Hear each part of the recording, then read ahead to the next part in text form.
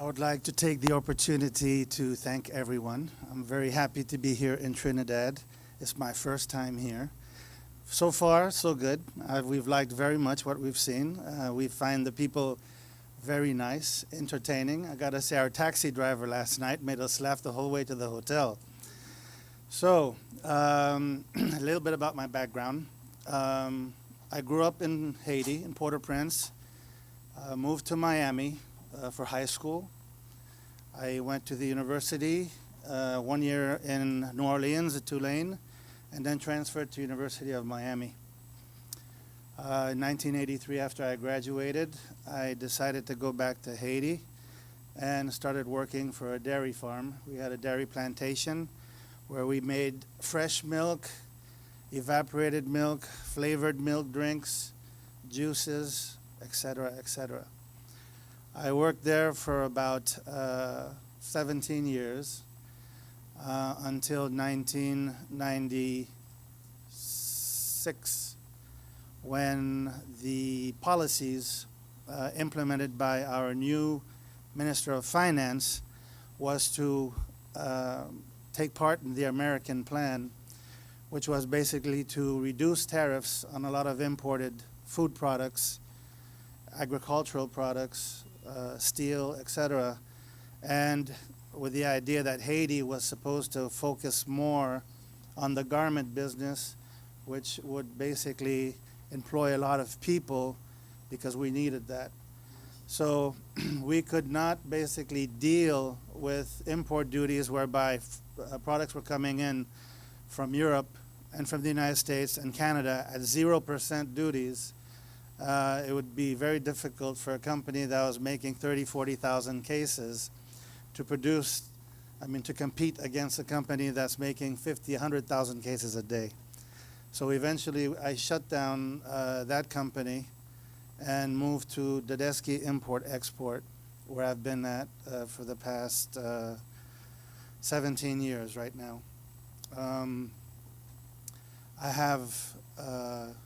I'm responsible for purchasing, marketing, advertising, special promotions, and product launchings at Dadeski Import-Export.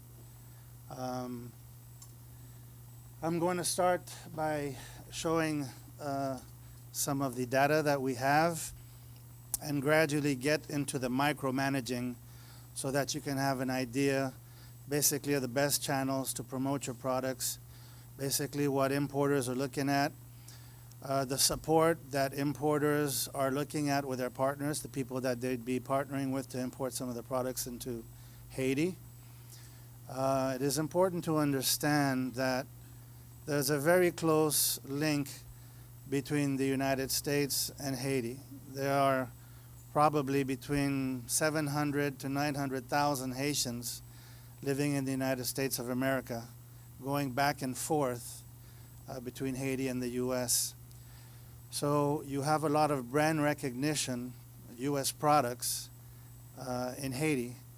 And because of that, the U.S. products do benefit from brand advertising and history that they have with people buying these products while they were either in school in the States, in college in the States, or living in the States and deciding to come back to Haiti. Then we have the Dominican Republic, which is our partner next door, which also manufactures a lot of commodities, food products, vegetables, and it would not be an issue for Trinidad to be able to compete in that. In the past, it would have been an issue, but because of some things which have happened, like last week, I think it opens the doors to a lot of things, because there's a lot of illegal trafficking of products going through the border without paying duties. And the governments in the past have tried, but whether you like it or not, corruption exists. It was very present, and because of that, the government just took some new measures whereby certain products of very, very high volume, some things like flour, cement, plastic plates where in foam or styrofoam that were coming through the border. All these products right now, as of last week, there was a communique which came out whereby these products will have to come through Port-au-Prince, through a container, and I believe that this will reduce a lot of the contraband that has been going into Haiti, help the government, bring in a lot of needed revenue, and also create an opportunity for other countries to fill the gap, because a lot of these products were selling into Haiti because of the taxes that they were not paying. So if you think about some products that maybe have 30%, 35% duties, and some guy is paying somebody $1,000 on a container that's worth $30,000, and he's selling. Once that business goes legal, then it changes everything, because as they were saying in Haiti, the pricing on products to the masses is very important. 15 cents, 20 cents difference on a product can make or break a product because of the competition. So let us start here. Haiti's main trading partners, the Dominican Republic, the United States, China, Peru, and Colombia. I have to say that China in the 1980s started very aggressively inviting business people from Haiti to go to China and to the trade shows, the fairs, etc. So in the construction hardware sector, I have to say that Haiti is very, very competitive because they're buying directly from China. And that's because of 15, 20 years of experience. So they are very much ahead in this category. Top 10 imported products to Haiti. You have rice, fats and oils, vehicles, cements, sugar, poultry, pork parts, steel, foodstuffs, milk products, wheat, and flour.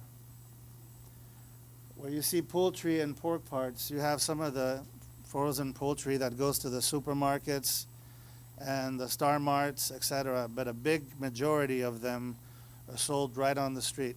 As he was saying, you have the marketplaces, and you have all these ladies with a table, and every morning at 4 or 5 o'clock in the morning, they go and they buy the products. They come out, cut them up, put them out, they sell for the day, pack it up, and they start again the next morning. These are the 80 imports. We have an average of $240 million from 2008 till 2015. And in October of 2014, we'd reached an all-time high of $335,000 million. We've had a little bit of a slowdown in the past 3-4 months, which is mostly linked to elections. Business people in Haiti in general avoid taking too much risk, and until we have a clear view of where we're going and who's going to come to power, everybody kind of slows down, watches the scenario, because we do have a little history of having extra activities during elections.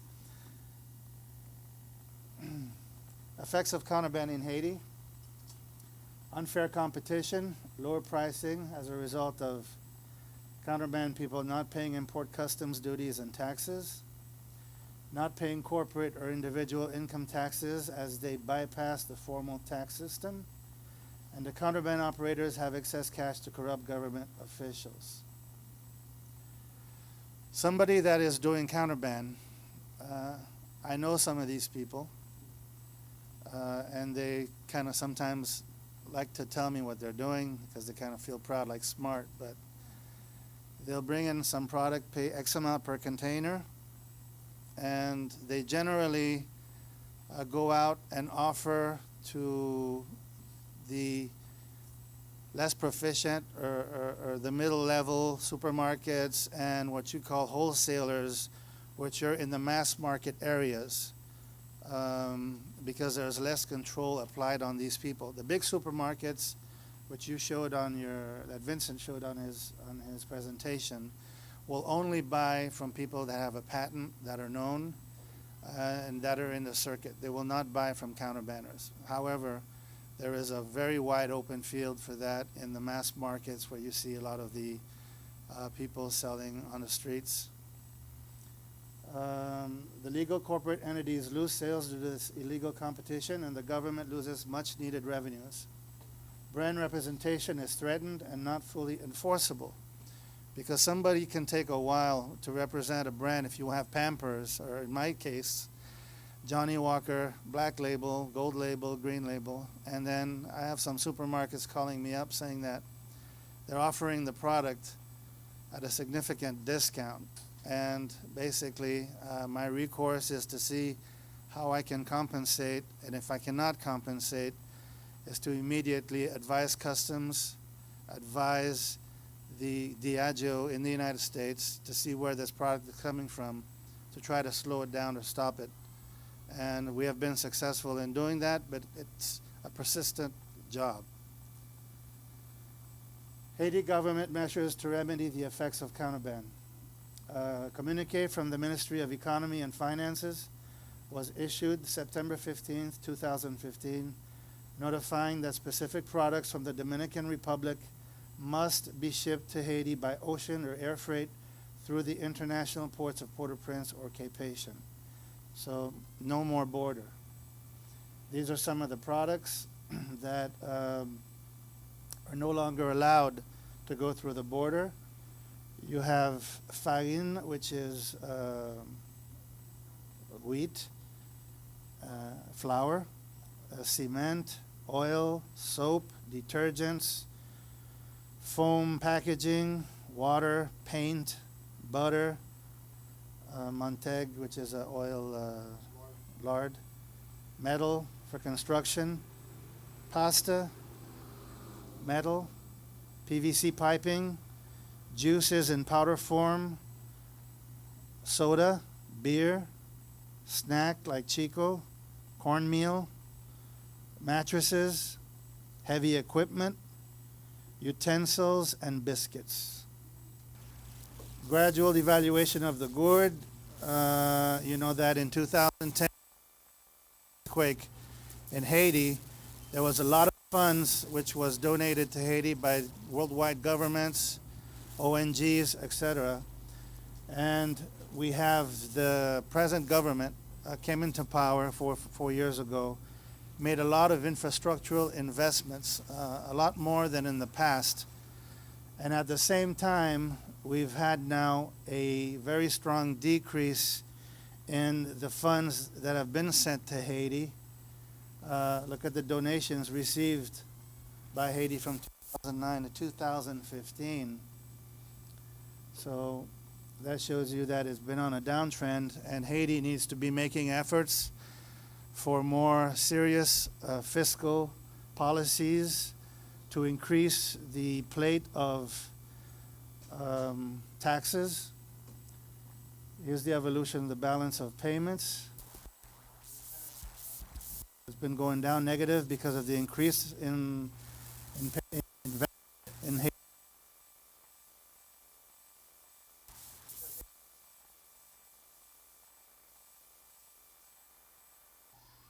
Channels of distribution. You have the importer or the manufacturer. You have the importer if basically he is bringing in the product, and the manufacturer if he is producing the product in Haiti. Most of the importers, if the products are high quality and higher level, they will sell to the supermarkets directly and to the wholesaler. The wholesaler is somebody which will buy, have a whole portfolio of products, because he will buy from several importers or manufacturers. Somebody will go that has a small mom and pop store, will go to a wholesaler, because there they will find the oil, the rice, the cleaning products, the hair products, everything basically is found at the wholesaler, because he buys from all the importers and the manufacturers. This wholesaler now sells to the smaller neighborhood wholesaler who then sells to the street vendor. Some of the street vendors, however, will bypass the neighborhood wholesaler, will rent a car, a little truck, and go to the wholesaler and buy everything they need, and then go to their where they are at. Then you have the Star Marts and Mini Marts, which are mostly the medium-sized markets. A lot of them in the gas stations, like you have here. They will buy directly from the manufacturer, depending on how their volume is, or from the wholesaler. Any questions on this one here? Okay. I think that, Wick, you want to take on the Crowley Transit information? Very great to be here since last night on arrival. We feel the Trini vibration, and it feels good. It's good. Anyway, thank you. I'm here with our colleagues from Gordon Grant. I have different nicknames. One of them is Logistics Lemke, so I will delve in that sector now. Since a few months now, Crowley has a direct weekly run, Point Lisas to Port-au-Prince. So this is an opportunity to seize. As I was sharing with Mr. Brown earlier, we have the reputation of being the Dennis the Menace of the neighborhood, but we are not the worst kid on the block. We do have an image problem that we're starting to address. And in fact, once you have visited Haiti, it works in our favor because people say, wow, this is it. This is a great place. So there's a perception. You're kind of cringing. I really want to go there. Yet, once you visit Haiti, the people are very hospitable, great sense of humor, great music, great food. A lot of what you have here, we have a lot in common, much more than you would think. A lot of microclimates, an hour away from the capital or less, you're at 6,000 feet high under the pine trees, nice and cool. At night, you better light the fireplace. An hour away in the other direction, crystal clear Caribbean swimming pool, white sand beach. So there's a lot happening. We're working on getting an airline connection, hopefully with Caribbean Airlines with Haiti. For the timing, we have to go through Miami. All the major airlines come in and out of Haiti, American being the biggest, but you have JetBlue, Spirit, Delta, Air France, Air Transat from Canada. So a lot is happening in Haiti. You're not hearing it. We need to improve the message out there, but certainly there's opportunity. And when you look at the players that are in Haiti now, they know something that most other people don't know. And a lot have been there in a long time, whether it be in the garment, the Hanes brands, Gildan, the Korean and local contractors are sewing for Walmart, JCPenney, Target. So there's a lot happening. And Haiti is an excellent platform to produce and ship into the North American, whether it be United States or Canadian markets, duty-free, European community as well. So a lot of benefits. And hopefully down the road, we will be part of the free Caribbean market. Yes, yes. It's better to have it here. Okay, thank you. Sorry about that. Okay, so opportunity. Now, for you all manufacturing here to ship into Haiti, a 10 million plus population growing at about 2 to 2.5% a year. That's 200 to 250,000 more people every year that need to eat, get clothes, shelter, and so on. So the numbers, trust me, are there. Certainly the purchasing power is very low, but they are consuming. And the consumer likes good value, good price, but they're looking at some quality also. They don't want the El Cheapo. As a matter of fact, we're, I believe, the fourth largest market for imported U.S. American rice, and it's the long grain, hard milled, the top quality that they want to consume. So, yes, good pricing, but good value. Keep that in mind. So today, we're proud to say good direct weekly connection with Port-au-Prince from Trinidad. Roughly speaking, a 20-footer is around $1,500, negotiable based on the volumes. A 40-footer about $2,000, a 45-footer about $2,200. Okay, in fact, today Crowley is bringing in empties from Trinidad because we need empties for the export into South Florida, Port Everglades. So that business is there already. Right now, it's the opportunity to piggyback on that and be able to ship very competitively into the market.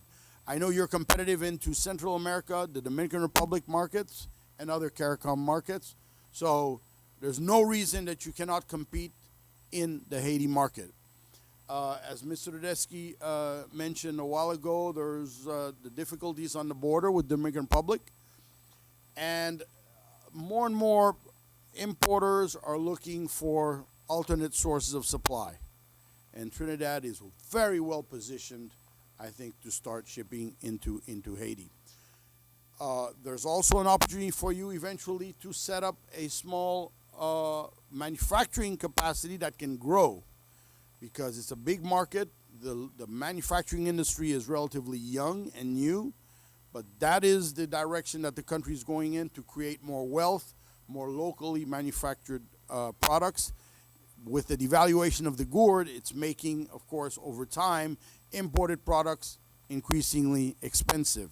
So look at that also in the medium to long term. Ship, distribution, but good opportunity for local manufacturing in Haiti for the local market, and then to ship back duty-free into the CARICOM once that market opens up. And of course, why not the rest of the world? All the major carriers, as you saw, call Haiti as well, weekly at a minimum, some of them twice a week. So very good connections in terms of logistics. I will, answer questions. I'm sure you all have quite a few. But again, the opportunity is there, and you are positioned somewhat as an early bird to catch that worm. Do not minimize the opportunity at hand here. In the business sector, as Vincent mentioned, everyone practically speaks English, so there's no parler français, there's no block there. The language is not an obstacle, and you will feel, those of you who did come in June, will feel comfortable in the Haitian environment. So we certainly encourage you to look at that new market, while competitors are kind of still shying away and saying, do we really want to go there, and so on. Opportunity, opportunity, opportunity. Thank you very much.